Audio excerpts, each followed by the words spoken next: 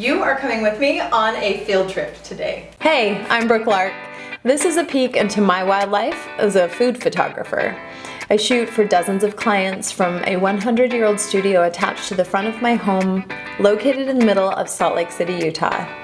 Cast of this crazy venture include boyfriend Jordan, a bike company creative director, he also works from home, my trusty videographer and oldest son, Andrew, daughter Rebecca, she's my supermodel entrepreneur, twins Jacob and Alyssa, and puppy Preston, aka the cleanup crew. Here at the Cheeky Kitchen Studios, every day is different and every day is pretty delicious. Come on inside and see what we've got cooking.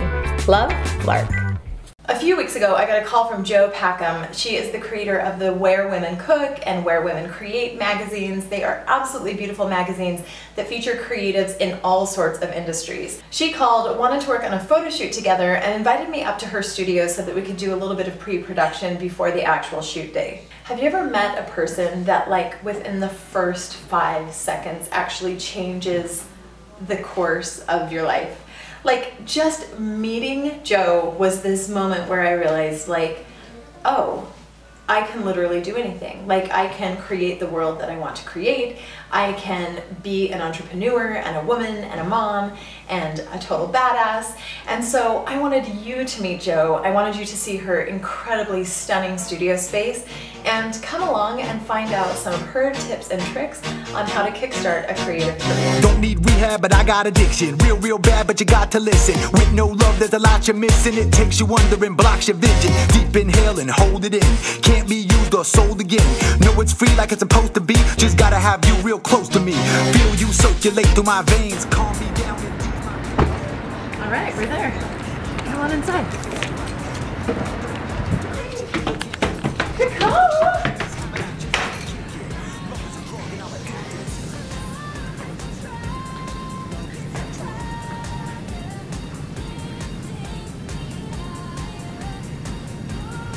And Jo's in here. Also, this is like the most amazing office that I've ever seen. Hi, Jo. Hi. How are you, sweetie? Letting us come in. Girl. Everyone, I'd like you to meet Miss Jo Packham of all of the Where Women series. We love the magazine. We love her even more. Thank you very much. We love you. Right? Aww. Okay, so Jo and I are putting together a splendid summer and Thanksgiving photo shoot. Correct. It was her brainchild, and so she has these like fantastic ideas for some of the props that she has, and if you look around this place you will see that Jo has the props. I do have props. All the props. 40 years of props. It's like a food photographer's dream. And so she is going to load me up. We're going to decide which props we're actually going to be using in the photo shoot. Stay tuned because you'll probably get to see behind the scenes photo of that photo shoot coming up soon. Yes. Okay. Let's go. Shake that sugar tree, do just what you want to do. Just take a walk in my ruby red shoes.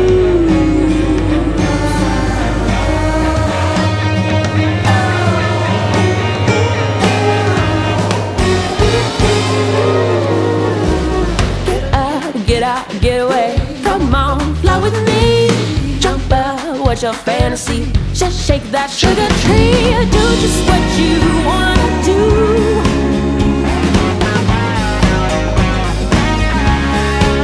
Just take a walk in my ruby red shoes. Yeah, yeah. Okay, I'm gonna ask Jo a couple of questions because I am dying to hear the answers and I'm sure that you are too. So, right now we are sitting in her absolutely gorgeous office. And the question is, one of the things that I immediately feel like I learned just by osmosis from you is that your space represents your creative life. So talk to me a little bit about how you create your work environment and what's important to you and how you got so rad. I don't even know how to spell rad, never know what it means. But I do have to say my creative space is all about me. And the thing about me is that everything here means something. I mean, everything was a gift from one of the women that I featured in the magazine. Everything was my mother's or my grandmother's. I'm a collector, but I don't go buy my collections. I mean, for my photography props, yes, of course. But the things that surround me that I truly love, every single thing in here has a meaning and was given to me somehow. Okay, you have to tell us about that. Okay, so for example, my light, flip the light switch on so they can see how pretty it is. It's the next one. There you go. So I have a friend who makes lamps, and she makes these lamps, and they have jewelry on them, but it's like mass produced, just chains and stuff. So when I got the lamp, I brought it home and took all her jewelry off, and these are all my mother's most precious pieces. So I feel like when I'm sitting here, I feel like, you know, my mom's taking care of me anyway. She passed away quite a while ago, but I can just hear her up there say, you know, she works so hard, we just have to help her just a little bit. And so when I have all her things that she loved jewelry. When I have it hanging right there, sometimes I just sit here and cry.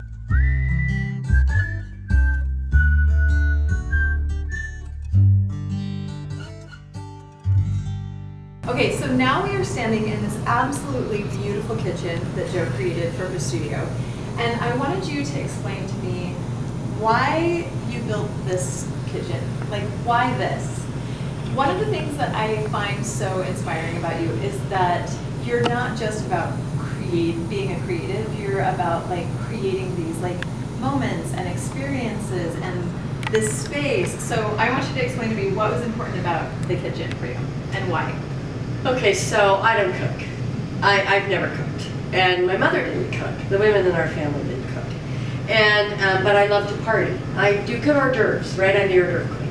But I can't put a meal on like one right after the other, that kind of thing. And so I used to have a really big house. I lost it.